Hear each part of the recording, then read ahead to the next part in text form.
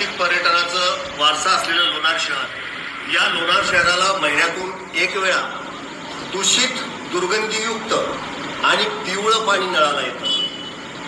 नगरपालिकेच्या सीओला, मुख्याधिकाऱ्याला अनेक वेळा पत्रव्यवहार केले, अनेक आंदोलनं केली, उपोषणं केली, परंतु या सीओच्या कानावर कुठलीही गोष्ट जात नाही किंवा त्यांना या गोष्टी समज नाही किंवा ते समजून घेऊ इच्छित नाही, अशातला प्रकार आहे. म्हणून आज शेवटचं आम्ही निवेदन देऊन आलो आणि त्यांना त्यांच्या पाण्याचे रिपोर्ट दाखवले की हे रिपोर्ट जे आहेत, जे सूक्ष्मजीव शास्त्रज्ञ बुलढाणा विभागाने रिपोर्ट पाठवले, सदरील पाणी पिण्यास अयोग्य आहे.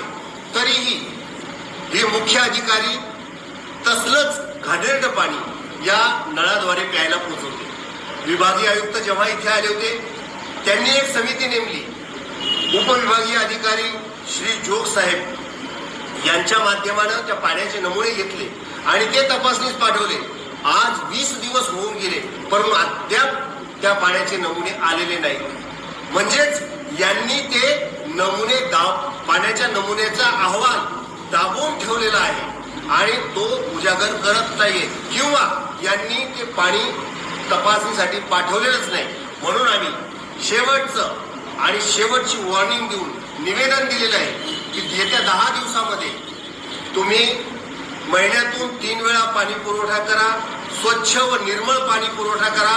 अन्यथा नगरपालिकेला कुलूप लावून आर्टिकल 31चं माणसाच्या मूलभूत अधिकाराचं हनन म्हणून तुमच्यावर सदोष मनुष्यवधाचा गुन्हा दाखल करू, असं आम्ही सीओंना ताकीद देऊन आलोय. 10 दिवसानंतर जर सीओंनी यावर कार्यवाही नाही केली तर 10 दिवसानंतर आम्ही या नगरपालिकेला कुलूप लावू आणि सीओंवर सदोष मनुष्यवधाचा गुन्हा दाखल करायला लावू. मी डॉक्टर गोपाल बशिरे, शिवसेना उद्धव बाळासाहेब ठाकरे, जिल्हा संघटक.